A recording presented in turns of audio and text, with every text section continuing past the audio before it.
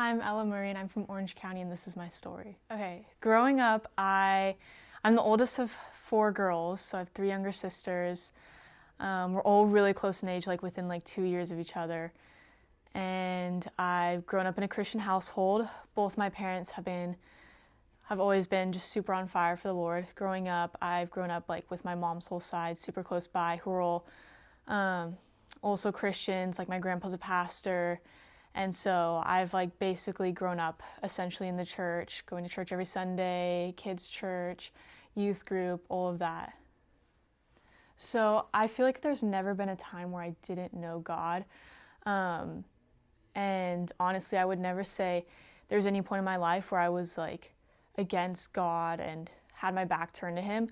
But there was a moment when I was 10, I went on my first missions trip with my mom. We went down to Chiapas, Mexico, and there our whole team we had went with, we'd spent one night after dinner just sitting and praying and waiting for the Lord and whatever He wanted to tell us about our trip going on. And this was just a normal routine for me. I had been used to being taught like how to hear God's voice, that we can hear God's voice, that even children, there is no junior Holy Spirit. I'd been taught growing that up. So for me, this was just another thing of going through the motions, and I didn't think too much of it. And so my pastor who was leading the trip, he had said, if you get anything, write it down, whether it's a picture, a verse or a sentence, whatever, just write it down. And I just remember I'd prayed and I'd never gotten like a picture so distinct, but I just got this exact picture of a little girl. She's like 2 to 3 years old. She had pigtails in her hair. She had a like blue dress on with white polka dots, like white frayed socks and little black dress shoes. And I just remember even seeing her face so clearly. And I was like, oh, that's interesting. Like I've never gotten such a distinct like picture where I can just remember every single detail about her. And I was like, okay, well, I got nothing else, so I guess I'll write that down. And I thought nothing of it though, and I was like, okay, I'm gonna go to bed, whatever. And the next day, we had to go into town to get paint. My mom was staying back at the place we were, but she was like, oh, you should go. And I was like, I don't want to go if you're not going to go. And then I was like, okay, fine, I'll go.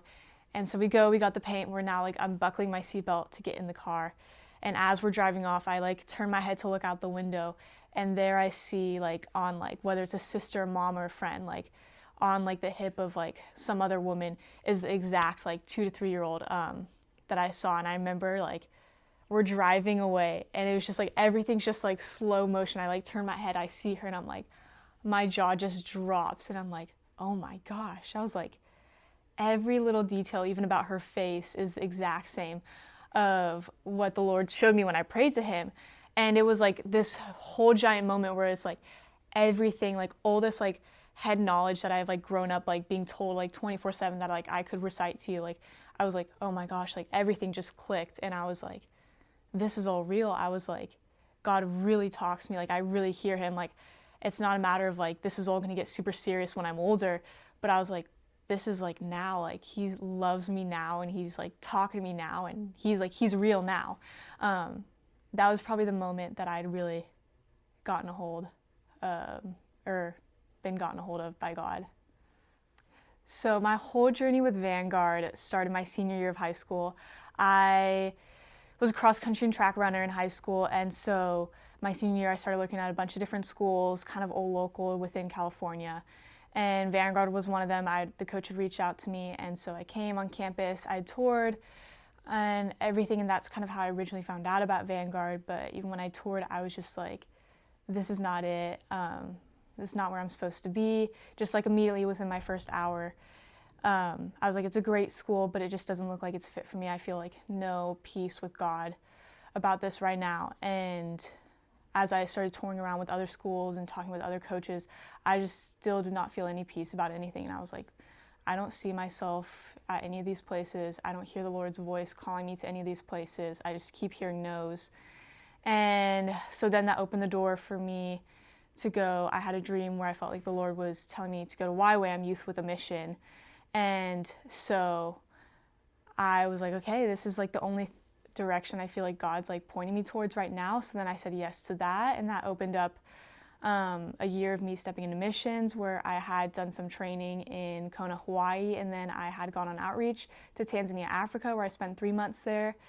And while I was there, I wasn't sure if I was ever going to go to college again.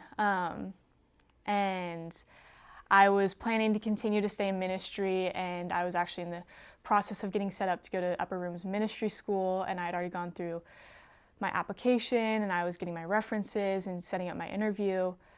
And then all of a sudden, my coach from here at Vanguard reached out to me out of nowhere. I got a text from the Vanguard cross-country coach, and he'd reached out to me wanting to hear about how my missions was going. And I immediately was like, oh my goodness. I was like, I'm not going to call him. There's no point. Like, I'm not, like, I know he just wants to hear about my running. And then I was like, okay, I should call him and at least just talk to him and tell him about how my mission's going. So we had called, and immediately I just had this heart posture like change like that. And we just had talked for so long about what the Lord was doing in my life, what he had been doing the past few months, like what the next few months were going to even look for me on the mission field in Tanzania. And it just was such a authentic conversation where I could tell he wasn't just beating around the bush, getting ready to bring up running. And so the Lord was already changing like my heart that was so stubborn of like, oh, he's only calling to talk about running. Just opened my eyes to so much more. And then eventually he did bring up, we had gotten on the topic of my plans later on in life, and I'd thrown out to him that I thought about coming back home to Orange County for community college. And he had thrown out to me running again because I'd potentially talked about running in junior college, but then he had thrown out to me running here at Vanguard. And immediately I was like, oh, no, no, no. I was like, you don't understand. I was like, you're asking me to run in college right now, and I haven't been doing anything since I graduated high school. I was like, if I were to do anything in like junior college, like it's just for fun, to stay in shape, whatever. I haven't been doing anything for months. And he just started to tell me, he was like, I don't know. He's like, I mean, I know it's risky for me, but he's like, I just felt like this is such a God-opened door and something the Lord has his hand upon. And so he's like, I just want to present this opportunity to yourself, whether you take it or not. And I was immediately trying to talk him out of it, be like, I'm out of shape, whatnot, like this doesn't make sense for you or for me. And there's just so much we have no idea of how it's going to go. And he was just like, I feel so confident in what the Lord has told me, and so I'm going to lay it out there. And then even then I was like, okay, well, I don't want to give you an answer for the next like 2 months because I just want to honor my time here in Tanzania. And I just feel like I'm not supposed to make a decision just out of emotion right away. And so then he was like, that's totally fine. And so it was just grace upon grace upon grace. So it was just stacking in front of me with this opportunity. And I just had gone, after the call, I just had gone into prayer about it like the next like few days. And I just so clearly heard the Lord say, like, you've already, like, you know, this is me, like, you know how I talk to you, you know how I speak to you and everything. And he's like, Ellie, you know me, and you know the ways that I speak to you. And I was just like, you're right, like, I can't deny, like, this is your hand, like, so clearly upon all of this, like, how could I say no? And because I was like, as much as I would have loved to stay in ministry school and go to Upper Room, I was like, I can't, like, I don't want to go where you're not, or I want to go where you're calling me. And so basically then that's just how I like full 360 got back. I was like, absolutely, Vanguard's not for me. And then just a year later, God was like, the door's back open again, and this is what we're doing. Yeah, and so now that I've been at Vanguard, I feel like there's just so many ways I could list to you of the ways, of the intentionality of the Lord, the way he's been moving one through me, through my friends, through my teammates. I think one of the biggest things has been the way the Lord has been moving through my team and just running itself. I think it's such a common phrase for athletes to say that our sport is worship, but I think this year alone, in the past, 4 or 5 months we've been at school, I've seen a whole new depth and a whole new revelation of what that really even means, as letting running be worship and letting all we do in the sport be worship. And I think one of the such unique things is about the way the Lord has been even working this year is I was one of 11 incoming girls, 10 of us all being freshmen, and we just have such a unique dynamic where I feel like you hear 10 and 11 girls coming and you're like, oh man, this could be the best thing ever or the worst thing ever. And it's just another thing the Lord has like so evidently put his grace upon us with and has had his hand upon it. And just the way he's even designed with everybody's stories and the way friendship dynamics work and everything. It's just already been so fruitful. I think one of the biggest things we've even seen as teammates, as friends, as athletes is his yoke is easy and his burden is light.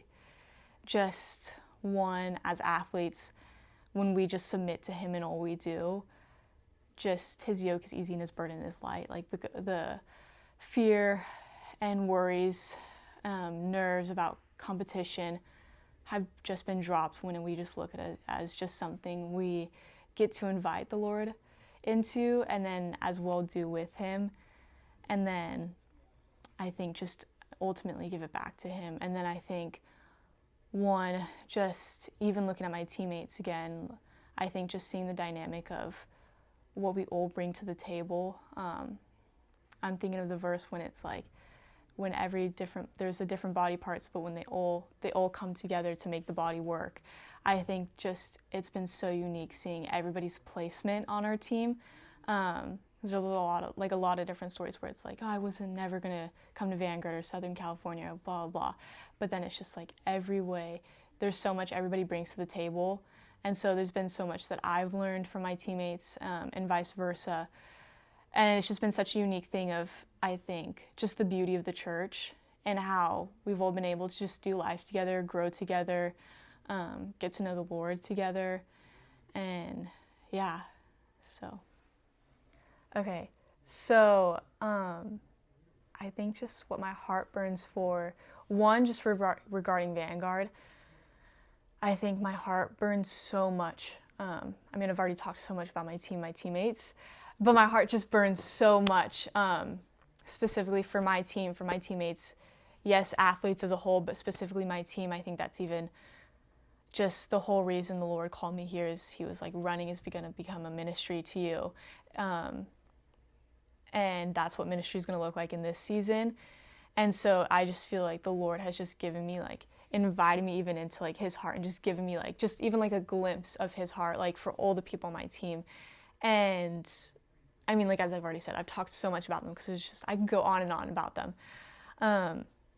But I think also then looking outside of just my team too, of even here while I'm at Vanguard is I think sometimes, specifically coming from YWAM in the mission field, is sometimes we look at like just the wondrous ways God works and the supernatural and all this crazy stuff where you hear about people overseas in Africa or Europe or Asia and just these crazy things are happening.